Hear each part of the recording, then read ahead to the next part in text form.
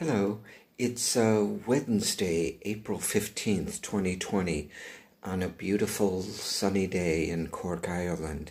And I want to share with you the memory that I have about working with the Academy Award-winning actress Mercedes McCambridge. I was living in Dallas at the time. I had moved back from New York City.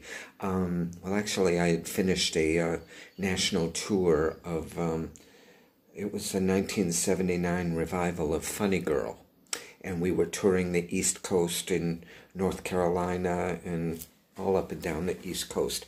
And when the show finished, the producer was required to move us back to New York, where I had been living and working for the last several years.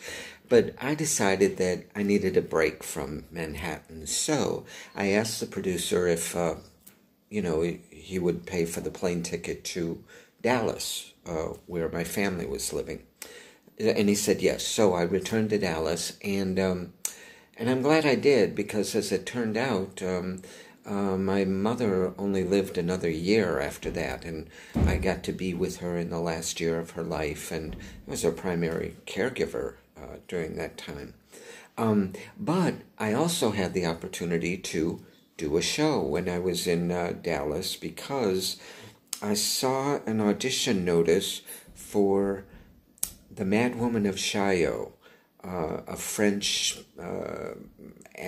allegorical comedy, tragic comedy, that was being produced through the Dallas County Community College system. They had some beautiful stages throughout the Dallas school system.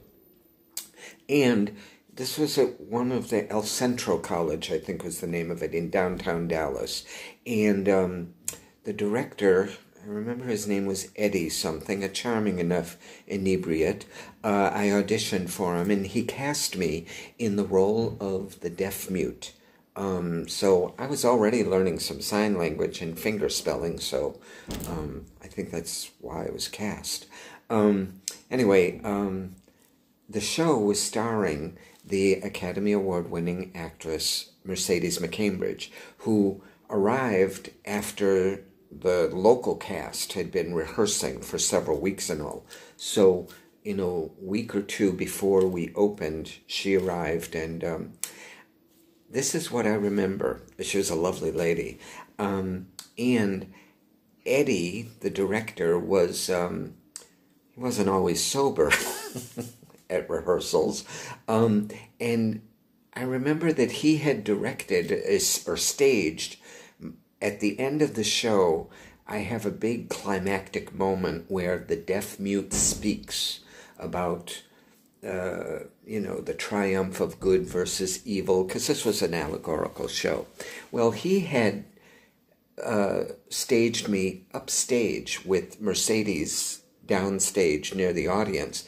And when Mercedes saw that in the staging, she said, no. This is this young man's big climactic moment. He should be downstage. That was an incredibly generous thing for her to do. She didn't have to do that. So she insisted that I come down.